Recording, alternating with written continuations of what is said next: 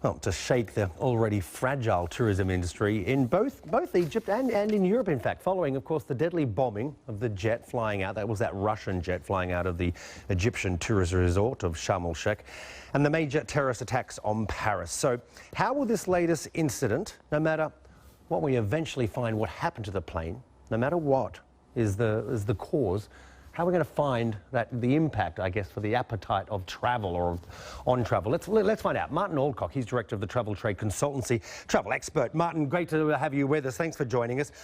Lucy and I were just saying, look, no doubt this is the last thing poor old Egypt's tourism industry needs. And one board member of Egypt's Tourism Federation said not too long ago, he said, Egypt's tourism industry hasn't dropped.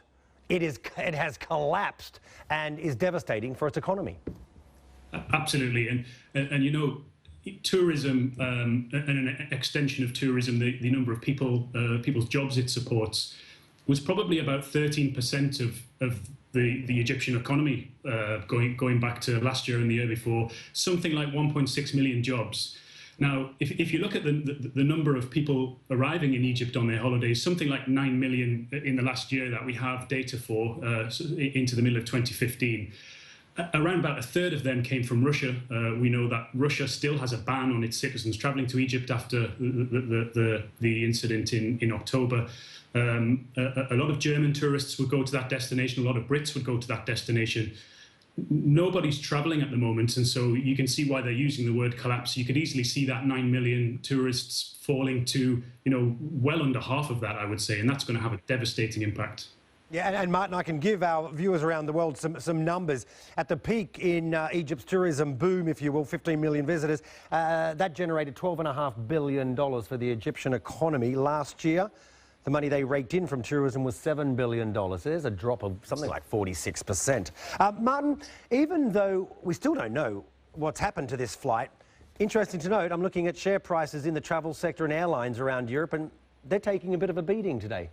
Yeah, absolutely. And look, by total coincidence, Thomas Cook, who are, of course, probably the second largest travel company in Europe, certainly, announced their results, 6 monthly results today. And when they announce those results, they always give an indication of what the forward-looking picture looks like, and it's doom and gloom, to be honest. That's partly one of the reasons why their share price particularly is way down. They're talking about, and we've seen this happen over a period of months now, a big movement away from Eastern Mediterranean and the North African coast, which have been strong destinations for tour companies over the last few years. A lot of movement into Spain, but of course there's a big capacity problem there because tour companies need to find hotel beds to be able to put passengers. So Thomas Cook, something like 5% down on bookings, which you know, the markets have reacted to very negatively, and a large part of that is Egypt and Turkey as well. Yeah, indeed. And I said at the beginning here, this is the last thing that Egypt's tourism industry really needs. But explain to our viewers around the world why at the moment this is such a crucial time for the tourism industry, because it's, what do you call it? It's late booking season? Yeah, we're heading, certainly from the start of June, it's what's known in the travel trade as the late market. So, you know, the picture is typically from the 1st of January, or actually from Boxing Day, people start to book their holidays, and there's a real surge early on. And then things start to slow down. So as we sit here today, these big companies would have sold probably around about 60–65% of their annual summer holidays. There's then a push really to try and sell the remaining percentage, but crucially to try and keep prices very high, because what you don't want to do is have to start discounting early, because as you get closer and closer, you can think of it as almost like a wasting stock, really, a bit like a greengrocer has to get rid of his stock before it goes off. You know, holidays have a sell-by date. You know, you need to sell those holidays before the date of departure, if you like.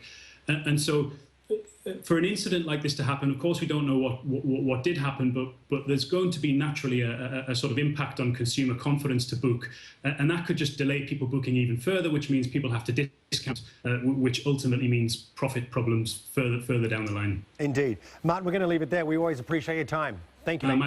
Martin Alcock joining us there, Director of Travel Trade Consultancy. Let's just touch on some other business stories.